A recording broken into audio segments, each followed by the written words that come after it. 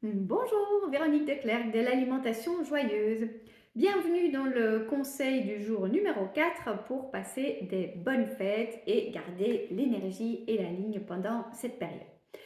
Alors pour le conseil du jour, on est sur qu'est-ce qu'on fait après un repas de fête. Donc on a déjà abordé des conseils de ce qu'on peut faire avant les fêtes, pendant le repas et maintenant je vais vous parler de ce qu'on peut faire après. Et donc on va aborder la question du petit déjeuner du lendemain de la veille. Qu'est-ce qu'on fait au niveau de ce petit déjeuner? Eh bien là, parfois, c'est vraiment paradoxal, mais le fait d'avoir mangé plus la veille, un repas qui était plus copieux, plus tardif, eh bien on pourrait se dire, bah, du coup, on n'a pas du tout faim le lendemain matin. Ça, c'est possible. Mais parfois, on a encore d'autant plus faim ou plus faim que d'habitude, alors qu'en fait, on a mangé plus la veille. Les deux sont possibles. C'est un peu bizarre, c'est vraiment paradoxal, mais ça peut arriver. Alors, l'idée du petit déjeuner, c'est vraiment d'essayer de faire en sorte que ce petit déjeuner, il vous aide à récupérer votre énergie, à vous remettre dans une bonne dynamique, plutôt que d'avoir un boulet qu'on traîne encore un petit peu pendant la journée, voire les jours qui suivent. Alors, qu'est-ce qu'on fait justement pour que ce petit déjeuner remplisse cette fonction-là? On peut soit le prendre, soit le sauter.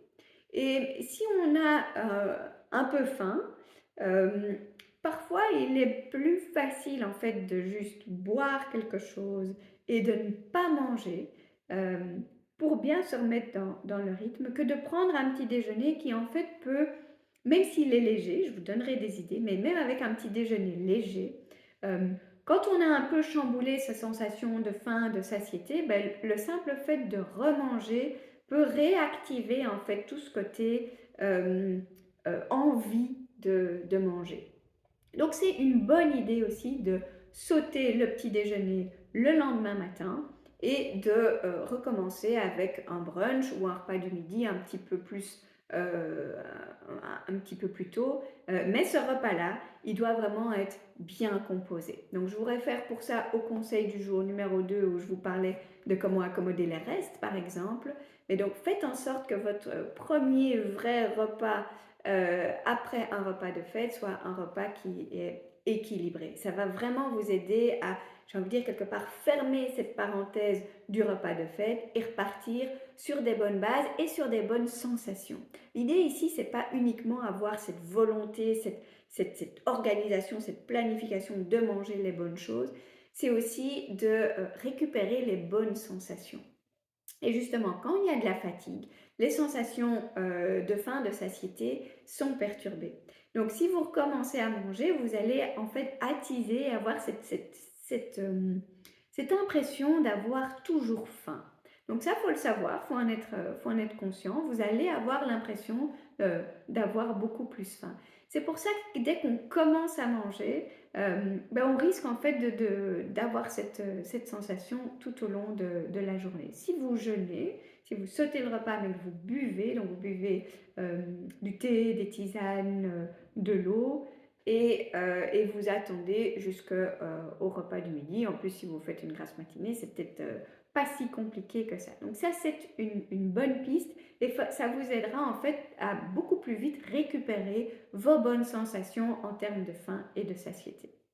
Option numéro 2, c'est de prendre un petit déjeuner. Alors le petit déjeuner, il n'est pas du tout interdit. On peut tout à fait manger le lendemain du repas de fête. Et là, ce que je vous conseille, c'est vraiment d'aller sur un petit déjeuner végétal.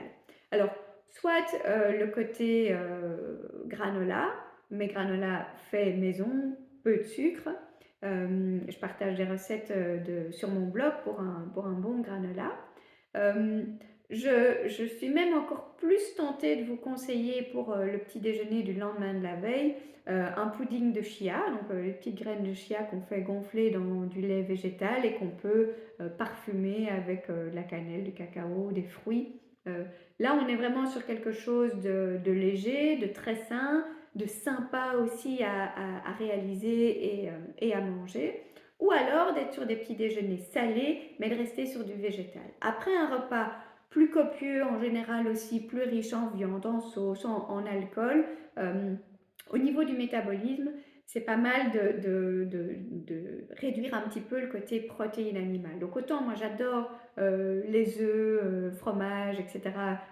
Pour certains petits déjeuners, autant pour le petit déjeuner du lendemain de la veille, là j'irais plutôt sur des tapenades, des tartinades, on a artichaut par exemple, avocat, et d'avoir plutôt ce côté végétal pour le petit déjeuner. Donc, j'associe aussi cette vidéo à une recette que je partage avec vous donc, dans l'email. Et si vous ne recevez pas les emails, vous pouvez toujours vous inscrire. C'est gratuit et vous recevez les vidéos et les recettes directement dans votre boîte mail. Alors demain, je vais vous parler de mon dernier conseil de cette petite séquence. On est encore toujours sur l'après-fête.